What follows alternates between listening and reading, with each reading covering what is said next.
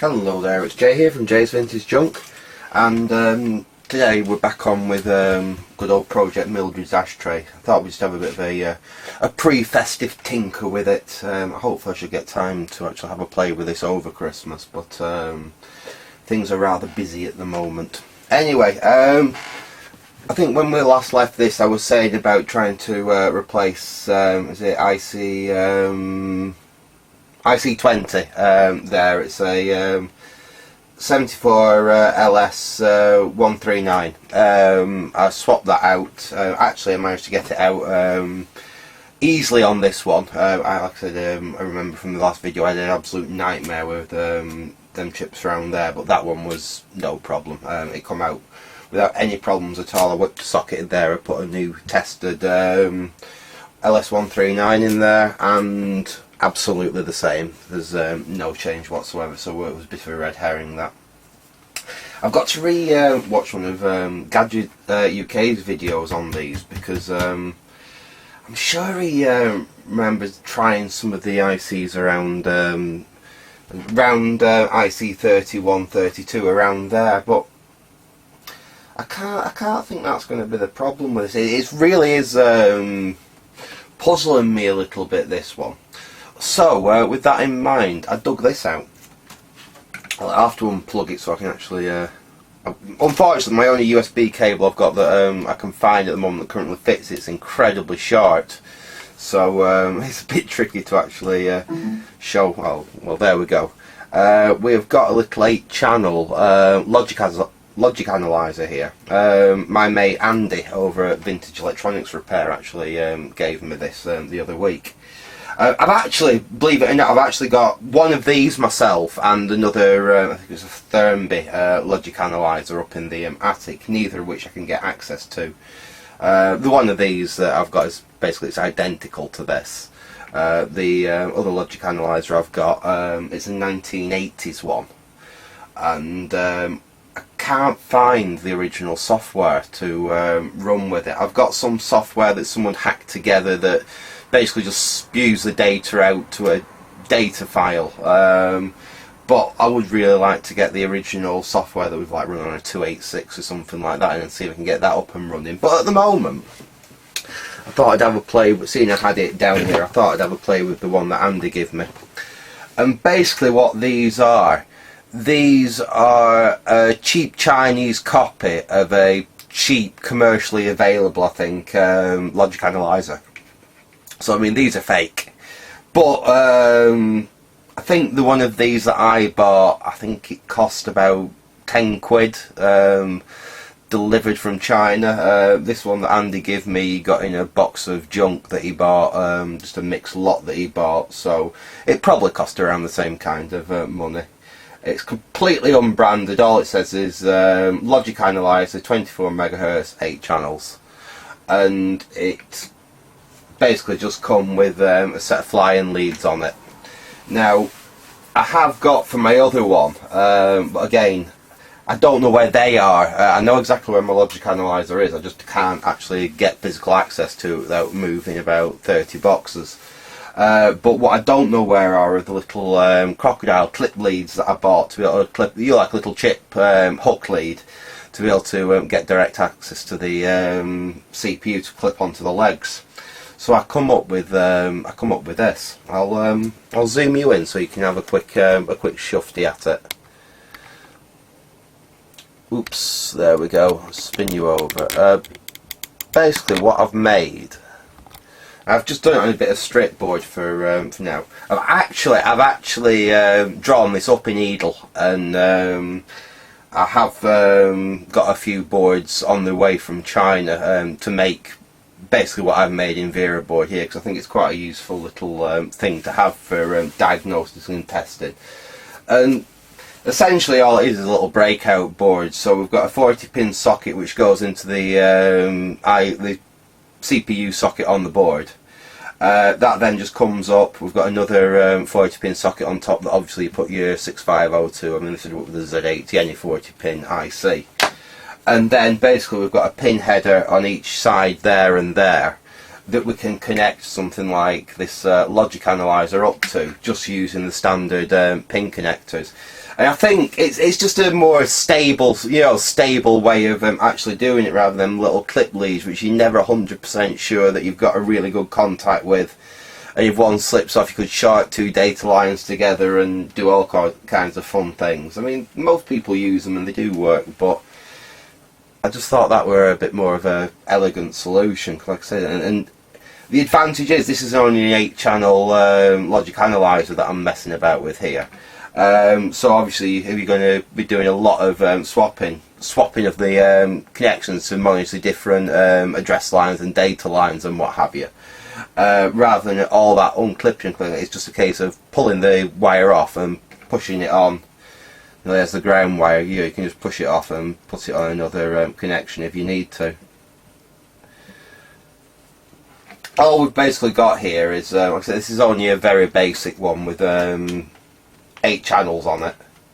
All we need is to connect the 8 channels to the lines that we're looking at. I've got it connected up to the 8 data lines at the moment. That's what I've just been having a quick fiddle with the computer. I've got this set up to my computer, and then you just need a clock signal and a ground. So I've got it connected up to the clock signal, you can see up there.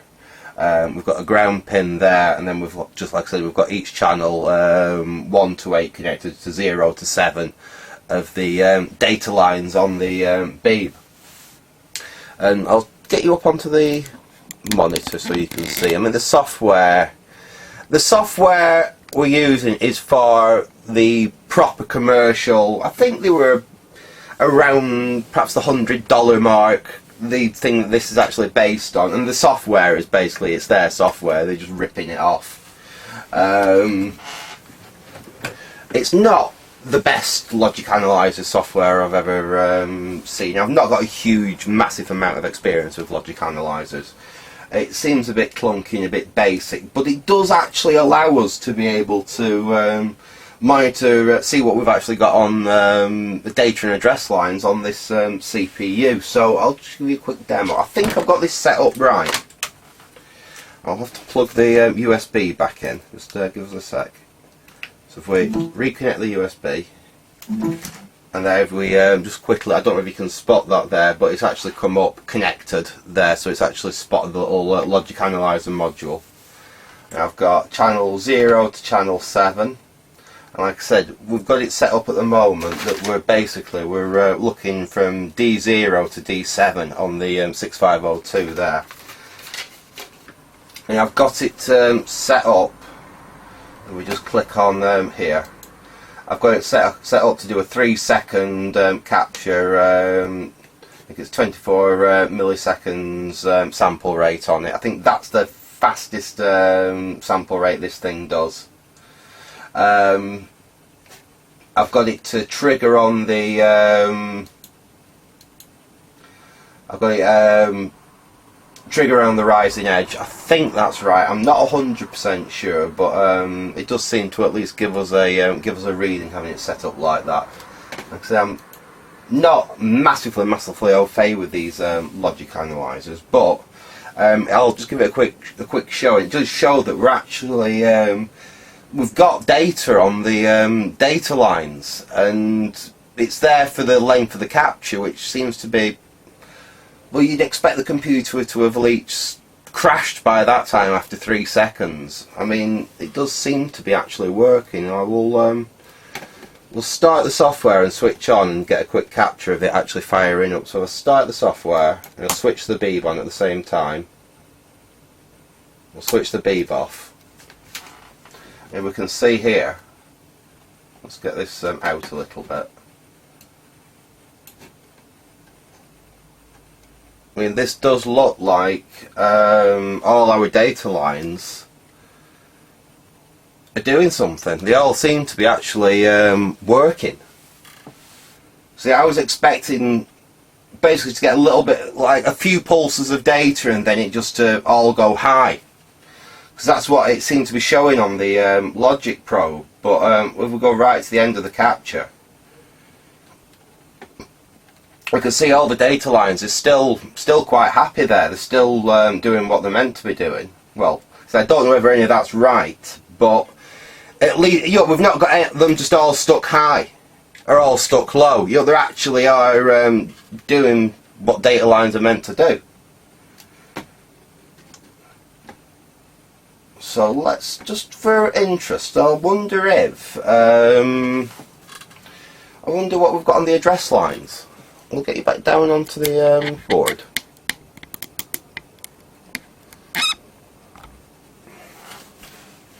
Let's try seeing what will happen if we have a look at the address lines instead. Now, let's have a look here. So we've got address line AZ. Let's try from A0 up to A7. And we'll have a look at A0 to A7. Obviously you've got more address lines. You've got 16 address lines on a 6502. But we can look at 8 of them. We could always look at 8 and then look at the other 8. But we'll look at the first 8 and then we'll see what we've got from there. So our first one is pin 9, so it's easy enough to do. If we get a disconnect, oh by the way, I am staticked up here. I have got my anti-static strap on. We take that off there, which was on D0, and we count down. Where's I've got something to point with. I'll point with my probe. So we've got 1, 2, 3, 4, 5, 6, 7, 8 and 9. So that's pin 9 there.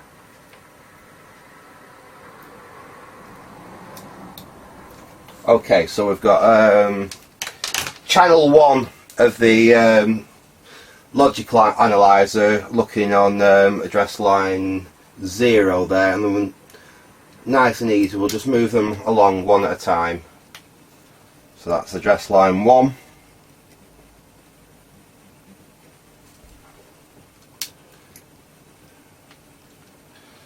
Address line 2.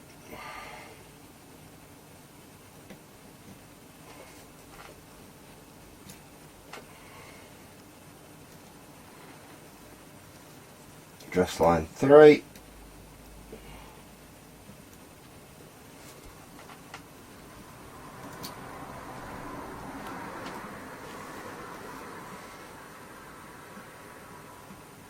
Address line 4.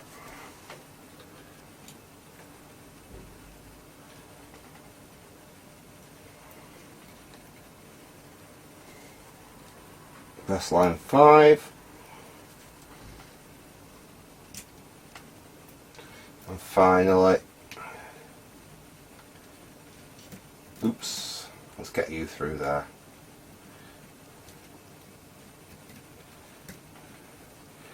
Address line 6. I might get them two the wrong way around, but it really won't matter.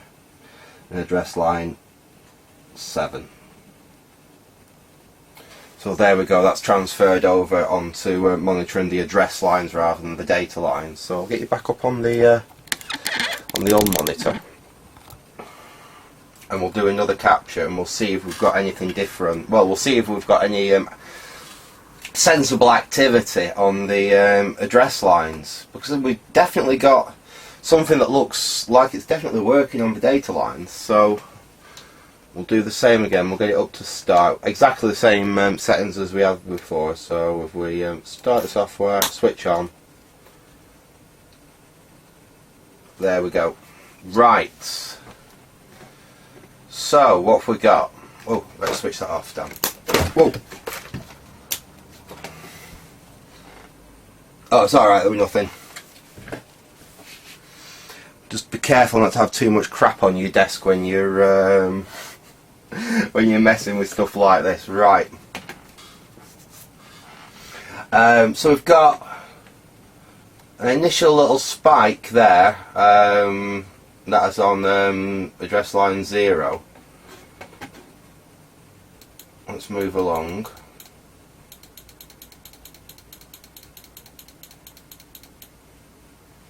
A big big spike there, but everything else seems pretty dead. Again, we've got a spike, a pulse there.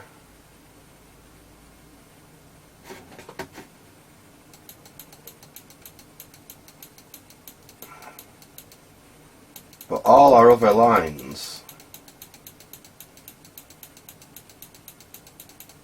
don't look... Ah, here we go.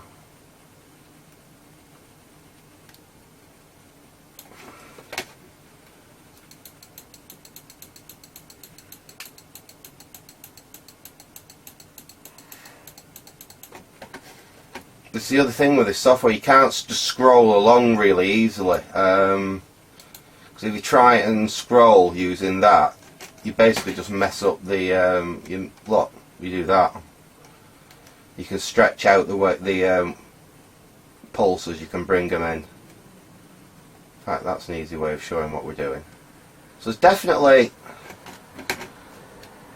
there's activity on there, isn't there?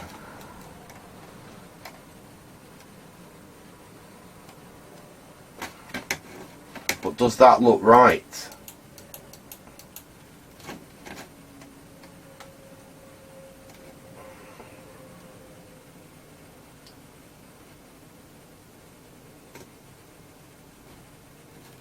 What I need to do now, really what I need to do is get my other working beeb back up and running and try doing some captures on the working beeb and actually compare them to what I'm getting off this one and see if we can figure out where the differences are. I mean, to my eyes that does seem like it is. Let's have a look, let's go right along and see whether it all goes high at any point. I don't know if this looks right or not, it seems to be... I'd expect more activity on it, if you know what I mean. Like there, the only thing we seem to have doing anything is address line 1, which just seems to be like pulsing. Then every now and again we get something on other address lines, but I don't know whether that really looks correct or not. Remember, this is a 3-second capture, so the computer, you know, you'd have thought it should have booted by now. I don't know whether this looks right or not. I'm thinking, actually, that our fault is definitely something to do with the address lines. I mean, I could be wrong, but this just doesn't seem... oh, quite right, but I won't know that until, like I say, I've actually got the other my other beeb back up and running.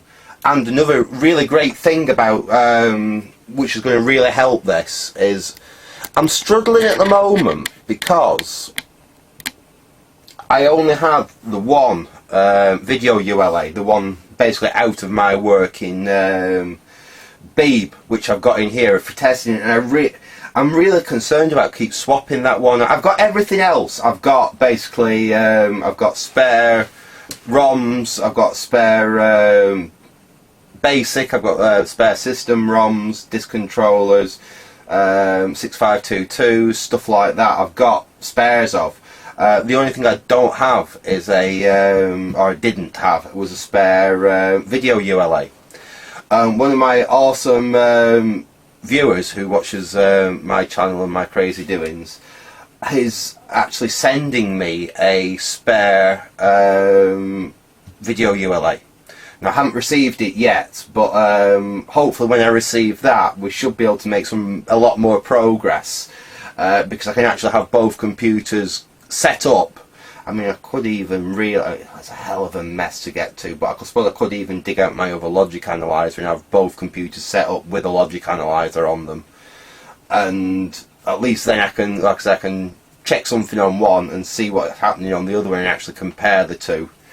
That way, that might be a way to look into it. But I am starting to think that it's got to be something. I'm not an expert with these logic analyzers or indeed the 6502 processor. I must admit I know a bit more about the Z80. It's in like actually the way it works inside and the architecture and what have you. I must admit I do know a little bit more about the Z80 than I do about the 6502. So, but even that, to my mind, this doesn't quite look like what I'd expect to see.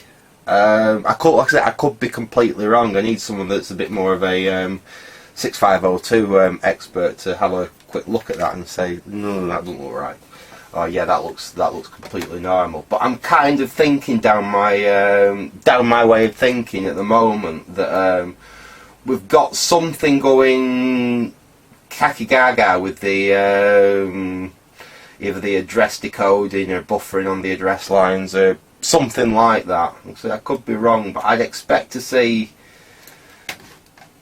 more than just these like very regular pulses. I mean, I could be completely wrong, but it doesn't look quite right to me. Like I say, I'll know more when I've actually got my other one set up, and I can do the same capture on that and have a look at that and take it from there. Anyway, I've rambled on far too long in this video. It was just a quick little updatey video to say I haven't really made that much progress, but like I said, things are going on. I might do another video on that little board, possibly when my boards come from China. There's nothing fancy or anything. I'm sure there's thousands of other people have done that before to make a little 40-pin breakout board like this, but I think it will be quite handy. You don't have to use them with CPUs, you could use it with any 40-pin package. It just gives you a neat way, like I said, just a neat way to get to the pins while still having the chip actually on the board, while you do things like this, like connecting a logic analyzer and stuff like that up to, or even just probing pins, or just experimentation. You know, it's a nice way to experiment with a chip in a board without having to solder wires onto the chip or bodge wires onto the board or anything. Anyway, like I say, I'm going to leave it there for now. I hope you enjoyed this little update, and if I don't get to make a video before Christmas, everyone have a good Christmas and all that. So thanks for watching, and goodbye.